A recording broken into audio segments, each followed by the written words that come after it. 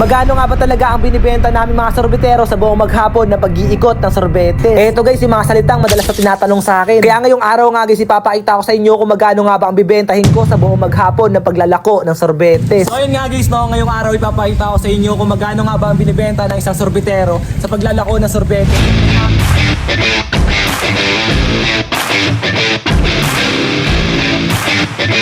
So ngayong araw nga guys, dito pa lang sa pabrika, inasikaso ko na nga yung mga dapat kong asikasuhin. At pagkatapos ka nito, bumiyahe na kagad ako papunta sa unang lugar na kung saan na doon na nga natin uumpisahan yung paglalako ng sorbetes. At ngayong araw ko na nga sasagutin yung mga tanong nyo kung magkano nga ba talaga ang binibenta ng isang sorbetero. Kaya hanggang dulo, samahan nyo ko. Habang inuumpisahan ko na nga guys yung pag-iikot dito, may mga pumara na nga sa akin ng mga kabataan. At sila na nga guys yung mga naging bueno mano natin sa araw na to. At dito na nga nag-uumpisa yung paglalako at pagtitinda natin ng sorbetes. Grabe, unang pwesto pa nga lang to at unang customer, sobrang laki na kagad ang binenta natin dito. Nabenta tayo kagad guys sa halagang 300 pesos dito sa may church. Naglabasan sila kuya kanina. Then sobrang dami nang bumili. Tapos nakabenta tayo guys sa halagang 300 pesos. So ayun, sobrang blessing nito kasi nakakumpisa pa lang natin, nakakabenta tayo kagad sa 300 pesos. Sana makarami pa tayo. At ito na nga guys, habang nakapwesto pa nga ako dito, may mga huminto pa nga para bumili ng sorbetes. Bale, isang pirasong 10 piso at isang pirasong 20 pesos yung binili sa akin dito nila kuya at ate. Kaya yung benta nga natin kanina na 300 pesos, at dagdagan pa nga to guys ang halagang 30 pesos.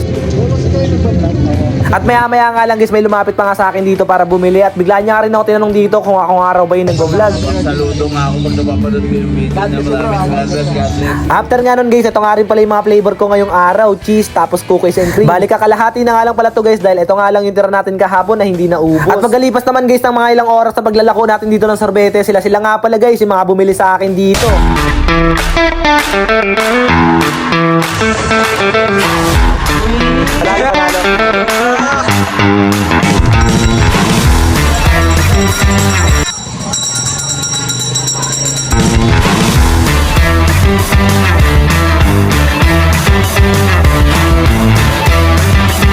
Salamat kuya. Thank you. Yun, shoutout kay Bray.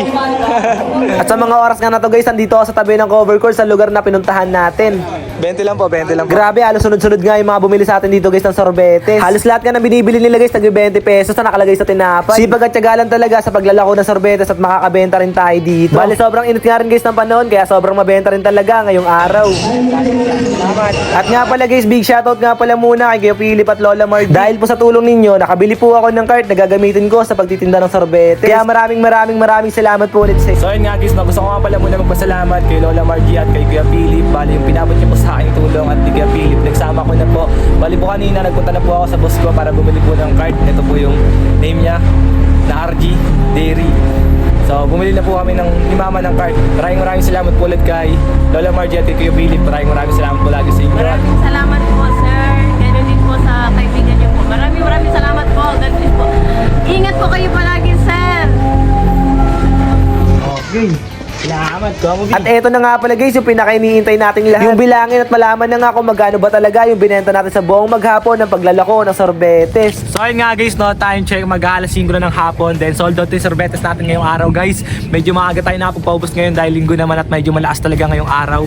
So ngayon guys, papakita ko na sa inyo kung magkano nga ba yung binenta natin sa buong maghapon ng magtitinda ng sorbetes. So ito na nga guys, dito ko na nga bibilangin yung binenta natin sa buong maghapon ng paglalako ng sorbetes. Grabe, excited na talaga ako malaman kung magkano ba talaga lahat to. Kaya dito nga guys, inumpisahan ko na nga kagad yung pagbibilang. Grabe, sobrang dami nga nito guys, kaya halos inabot nga rin tayo ng ilang minuto sa pagbibilang.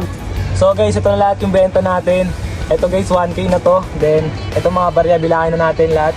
1, 2, 3, 4, 5. 500, bali naka 1.5 na to guys. 1, 10, 20, 30, 40, 50. So guys, lahat ay nakaano tayo.